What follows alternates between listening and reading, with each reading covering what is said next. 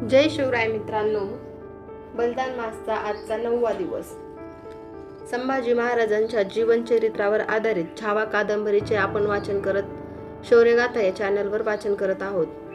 मागील व्हिडिओमध्ये आपण काय बघितले तर थोडक्यात सांगायचे झाले तर पुरंदराच्या अंगाखांद्यावर सनई चौघडे घुमले, तोफांनी साऱ्या आसमंताला वर्दी दिली, शिवपुत्र जन्मले. जिजाऊंच्या डोळ्यात थोरल्या पुत्राची आठवण तरळली आणि नाव ठेवले संभाजी. अशा प्रकारे संभाजी महाराजांच्या बारशाचा सोहळा थाटात पार पडला. यापुढे आता आपण कंटिन्यू करूया. प्रतापगडावरनं मोरपंत आल्यात धनी, हुकूम होईल तवा रुजू व्हावं म्हणतात. मुजरा घालीत किल्लेदार नेताजींनी सदर महालाच्या बैठकीवर लोडाला टेकलेल्या शिवाजी महाराजांना खबर दिली. येऊ द्या पंतांना. राजांनी नेताजींना संमती दिली. मोरोपंत सदर महलात आले. त्यांनी राजांना मुजरा रुजू केला.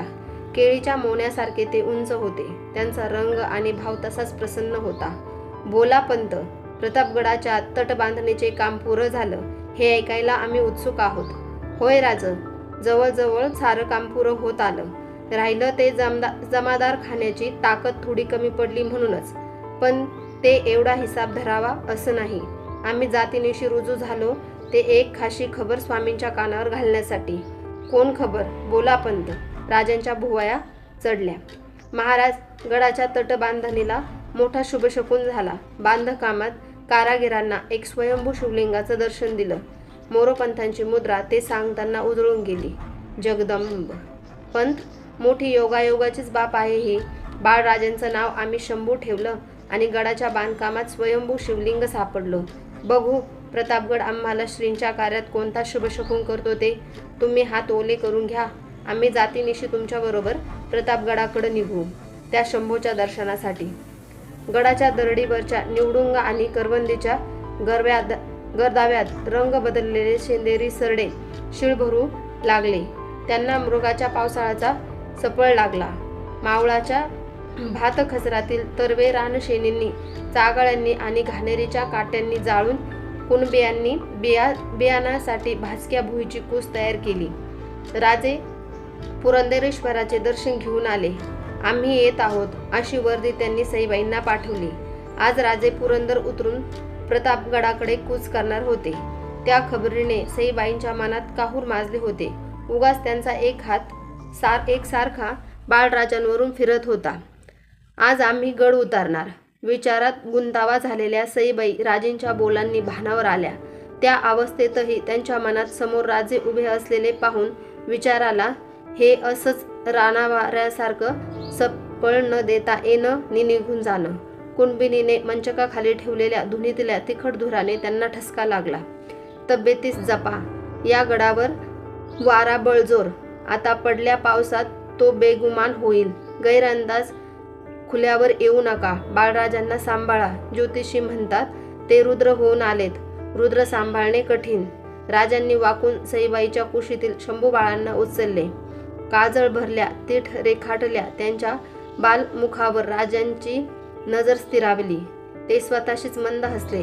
त्यांचे रक्त जागते रसरशीत निमुळते ओठ बाळराजांच्या कपाळावर टेकले.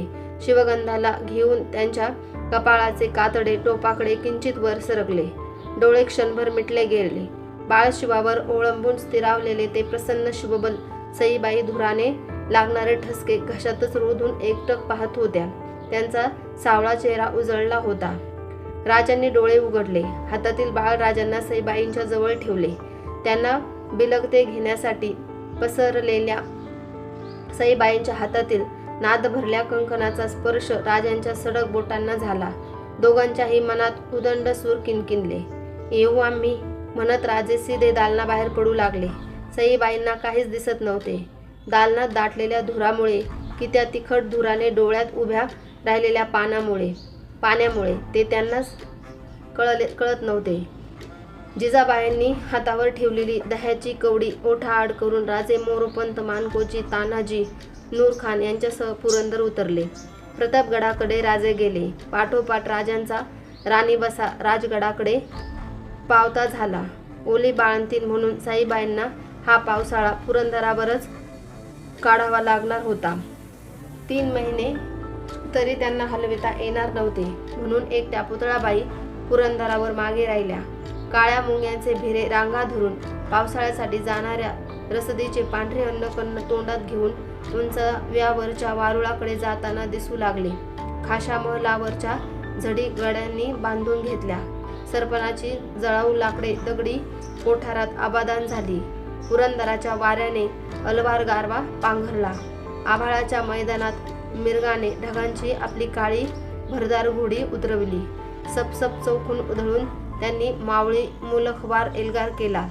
तापले कातळ निवांत झाले. गुरगुरणारे तांबडे पाणलोट उड्या घेत कन्हेरीला सामील झाले. कुणब्यांनी तयार केलेल्या भाचक्या भुईच्या कुशी आभाळाचे दान घेऊन सुखावल्या. आता अवघ्या 12 मावळावर 4-5 महिने राज्य राहणार होते, ते या ढगांचे आणि बेलगाम पावसाळी वाऱ्याचे. कोंढाणा स्वराज्यात रुजू झाला खरे, पण त्या राजांचा एक भावगड मात्र झुरू लागला. पुरंदरावर सईबाईंची तब्येत ढासळू लागली. जिजाबाईंनी महाडहून दुखेनी पारेख गंगाधर वैद्यांना बलाऊ धाडून गडावर आणविले.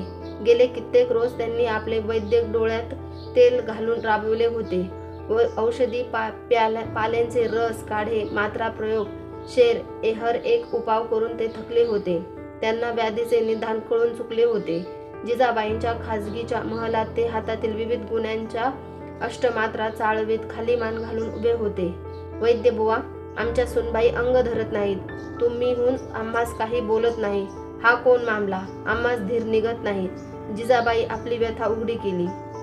आऊसाहेब, सारे उपाय हरले. शेक, काढे, मात्रा प्रयोग, लेप कशामुळेच गुण नाही. वाऱ्याची झमकी येताच राणीसाहेबांच्या अंगावर काटा फुलतो. खिडक्या दरवाजे बंद होताच ओठाला सोक पडतो. सरकारांचा सावळा मुखोडा फिका पडत चालला. मला तरी हे लक्षण वैद्य कसे बोलावे हे न सुचून चाच पडले.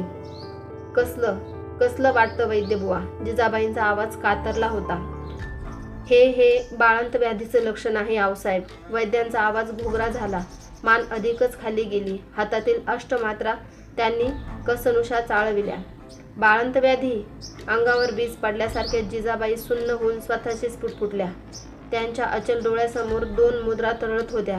एक पाठीवर मरण टाकून कबिल्याकडे पाठमोरे होत मुलूकभर दौडणारे राजांची, आणि दुसरी ज्याला भूक लागल्यानंतर रडण्याशिवाय जन्म आणि मरण म्हणजे काय हेच माहीत नसलेल्या बाळराजांची. बाहेर पुरंदर मात्र श्रावणातील उन्सळा पावसाचा खेळ मन लावून खेळतच होता. महलाबाहेर पडणाऱ्या विचारमग्न वैद्यांना आपल्या एक हातातील एक मात्रा निसटून खालच्या फरसबंदीवर केव्हा पडली हेच लक्षात आले नाही. पडलेली ती मात्रा फार गुणकारी होती. राजांच्या तारीफेचा राजकारणी मामल्यात एका व्याधीवर कोणतीच मात्रा लागू पडत नव्हती. ती व्याधी होती जंजिरेकर हपशांची. दर्याचा खोळ पांघरलेला, जंजिऱ्याच्या बिकट बसकणीत बसलेला सिद्धी मजलेत येईल तेतुकी कोकणची किनारपट्टी तसनस करीत होता. दस्त होईल तेवढी कुणबी रियाया दर्यावरून राजरोस लोटून नेऊन गुलाम करून त्यांचा दूरदेशी विक्रा मांडित होता. आपल्या मुलखाला पारखे होताना आक्रोशणाऱ्या या देशीच्या आसामीच्या डोळ्यांतून कोसळलेल्या आसबांनी दर्याचे खरेपण निब्बर केले होते. दर्याला त्यांची खसखस सुद्धा पर्वा नव्हती. ती वाटायला सर्जा राजा पाहिजे होता. राजांनी हे सारे हिरले होते. रघुनाथ बल्लाळ आत्र्यांना राजांनी जंजिऱ्याचा दर्या रंगविण्याचा विडा दिला. त्याच्या कुमकेला मायनाक भंडारी दर्या सारंग दौलत खान हे दर्याचे खासे फर्जंद नामजात करून दिले. आत्र्यांनी दांडा राजपुरीचा किनारा मारून जिंजाला मोर्चे घातले. आत्रे शर्थीने भांडले. दोन्हीकडचे कैक धारकरी पडले, पण जंजिरा दस्त झाला नाही. राजांनी सिद्ध्यावर काढलेली सासवडी मात्र लागू पडत नाही हा सल राजांना फार रुतला. सह्याद्रीच्या शिवाला असा कैक सालांचे विष पचवणे पडतेच. आता सईबाईंना पुरंदरावरून हलविणे भागच होते. बाळंत व्याधीने बाळराजांना सईबाईंच्या पदरापासून तोडले होते. मोठ्या निकराने वरच्या दुधावर जिजाबाईंनी शंभूराजांचे रडणे थोपविले होते. काय करावे या विचाराने जिजाबाई पावसाळा सरण्याची वाट पाहत होत्या. कबिला राजगडाकडे आणण्याबद्दल राजांचा सांगावा आला होता. चांगला दिवस पाहून जिजाबाईंनी सईबाई, पुतळाबाई यांच्यासह पुरंदर सोडला.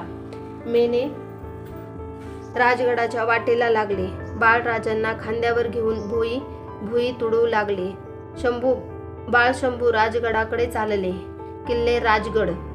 गडांच्या राजांच्या बैठकीचा गरुडी कडा. सुवेळा मातीचा शेपूट पेलून पद्मावती आणि संजीवनी माचीचे पंख पसरून उडत्या पवित्र्यात खडा असलेला आसमानी पक्षी. गणपती, पद्मावती, मारुती, कालेश्वरी, जान्हवी, ब्रह्मदेव या देवदेवतांच्या रावळांची शिखरे.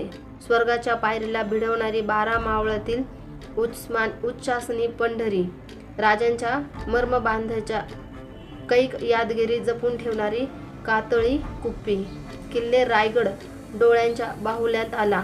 मेन्यांना सामोरे येण्यासाठी खासे राजे गड उतार झाले होते. त्यांच्याबरोबर श्यामकोरा रांझेकर, वासुदेवपंत हनुमंते, प्रतापराव सिलीमकर, सिदोजी थोपडे अशी मंडळी होती. पुढे होत आपली गर्दन झुकवून राजांनी आऊसाहेबांना मुजरा घातला. आपली निमुळती सडक बोटे त्यांच्या हाती देऊन त्यांना मेना उतार व्हायला आधार दिला. मागच्या महिन्यातून बाळराजांसह उतरलेल्या सईबाईंच्या वरून कुणीतरी कोणबीन जित्त कोंबड उतरत होती. सईबाईंच्या सुकल्या देहाकडे आणि घरंगळणाऱ्या कंकणाकडे पाहताना राजांच्या आपल्या काळजात मासळी सरकल्याचा भास झाला. आज आपण इथेच थांबूया. आज आपण बघितले की महाराज हे प्रतापगडाकडे निघाले आहेत, पण निघताना त्यांची पावले जड होती, कारण सईबाईंची तब्येत ठीक नव्हती. महाराजांचा राणी बसा हा राजगडाकडे गेलेला आहे. जिजामातांना अनेक वैद्य बोलवून सईबाईंच्या आजाराचे निदान करण्याचा प्रयत्न केला, तर सईबाईंना बाळंत व्याधी झाल्याचं वैद्यांनी सांगितलं. त्यावर कसलीच मात्रा चालत नाही असे वैद्यांनी जिजामातांना सांगितले. म्हणून हवा पालट व्हावी म्हणून बाळंतिणीसह जिजामाता, पुतळाबाई या सुद्धा राजगडावर आलेल्या आहेत. तर आजचा व्हिडिओ आवडल्यास लाईक करा, शेअर करा आणि कादंबरीचे पुढील वाचन कंटिन्यू करण्यासाठी शौर्यगाथा या चॅनलला सबस्क्राईब करा. मागील व्हिडिओची लिंक मी डिस्क्रिप्शनमध्ये दिलेली आहे, तेथे जाऊन दिवस 4 नक्की बघा. जय शिवराय, जय शंभूराजे.